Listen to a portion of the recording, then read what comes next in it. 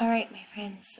Your first story on the in your test is, let's see if I can, there we go, so you can see it better, is the Santa Fe Trail. Now I just want to remind you as you're reading, it's still important to highlight.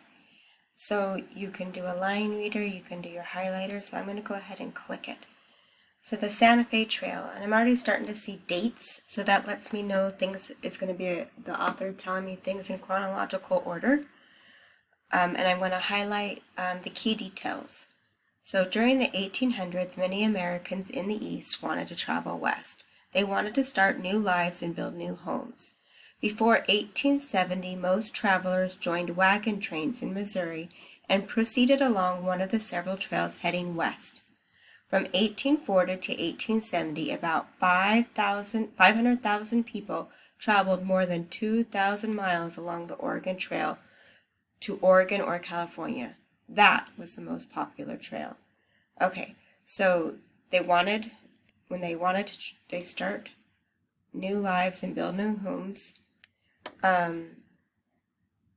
Before 1970, they joined wagon trains in Missouri and proceeded west.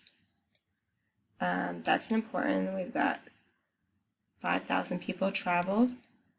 The Oregon Trail was most popular. Whoops. But this is titled Santa Fe Trail, so I'm thinking in my head we're about to learn about a new trail. Okay, here we go. Santa Fe Trail served a different purpose. It connected Missouri with New Mexico. Oh, so this one had a different purpose, not the same as the Oregon Trail. Before 1821, the people of Santa Fe and other Spanish areas could only trade with Spain. They suffered from a shortage of goods. When Mexico became an independent country in 1821, traders saw a chance to make money in Santa Fe. Also that year, William Becknell became the first American trader welcomed to Santa Fe. He returned home months later with large profits. Okay, there were some things in here. So the different purpose, it connected Missouri and New Mexico. Okay, so people of Santa Fe and other Spanish could only trade with Spain, so that was a problem. They suffered a shortage of goods. That means they didn't have a lot of goods. When Mexico became an independent country in 1821, so Mexico became independent, traders saw the chance to make money. So I guess they mentioned him, so maybe that might be important. Now, what is large profits? I can't change my color. That means a lot of money. So it looks like these guys needed a trail because they needed to be able to trade.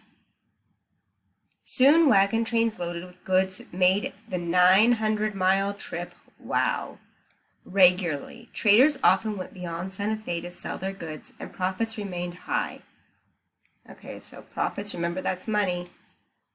In 1843, more than 200 wagons and 350 men brought goods to Santa Fe.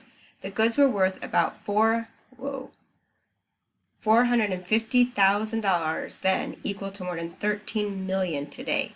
So we're not just talking about a little bit of money, we're talking about a lot of money. More than half the goods were taken beyond Santa Fe for trade in Mexico. Trade along the trail continued to grow in the 1860s, so we're already up into the 1860s. We're up to the Civil War. But railroad lines were being built along the route. They shortened the distance where wagon trains were needed. Uh-oh, here come the railroads changing the way again. By 1866, the rail lines extended 200 miles from Kansas City. Wagons were still needed for the next 700 miles. By 1873, wagons were needed for just over 300 miles. By 1880, wagons along the Santa Fe Trail were a thing of the past. Okay, there was lots of information here. Okay, so here come the railroad lines. Now it's going to start to change. So we've got 1866. The rail lines extended 200 miles from Kansas City. So they would still need wagons for the next 700 miles. Then we've got 1873. They are only needed for 300 miles. And then by 1880, They were a thing of the past. Think about what that means, a thing of the past. The same thing happened to the Oregon Trail by about 1870, and we've read that one. We read about that already. Railroads replaced wagon trails.